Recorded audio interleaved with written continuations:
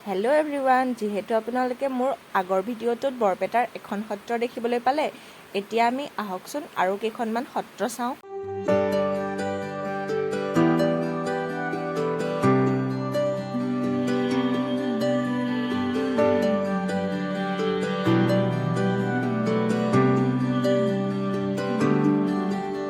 এতিয়া আহি আমি উপস্থিত হৈছোহি বৰপেটাৰ গণকুছি সত্ৰত।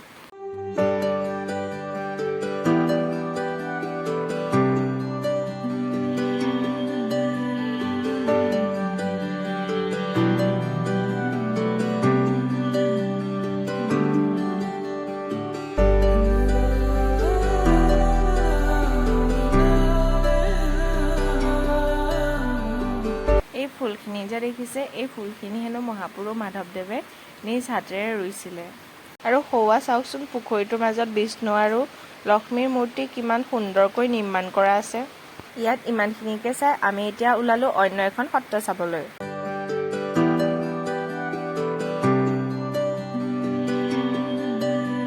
এতিয়া আমি আহি উপস্থিত হৈছোহি বৰপেটাৰ পাটবাউসী সত্ৰত। আহকচোন আমি এতিয়া ইয়াৰ পৰিৱেশটো উপভোগ কৰোঁ।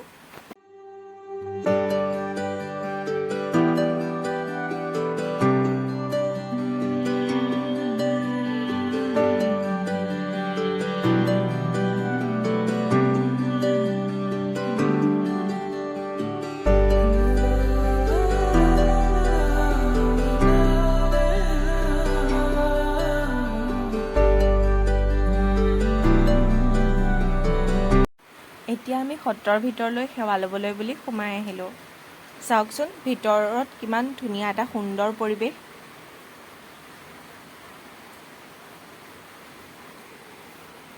ইয়াৰ বেৰবুকত চাওকচোন কিমান ধুনীয়াকৈ মূৰ্তিসমূহ স্থাপন কৰা হৈছে।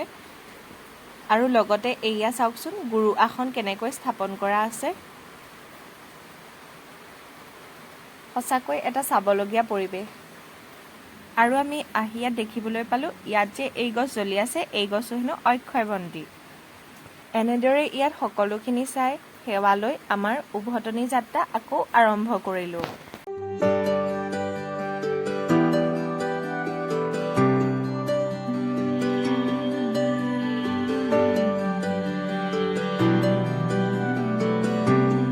ফাইনেলি আহি আমি ৰুম পালোহি। মোৰ ভিডিঅ'টো যদি ভাল লাগিলে লাইক, কমেণ্ট এণ্ড শ্বেয়াৰ কৰি দিব। আৰু যিসকলে মোৰ ভিডিঅ' নতুনকৈ চাই আছে তেওঁলোকে চেনেলটো ছাবস্ক্ৰাইব কৰি দিব। Bye bye.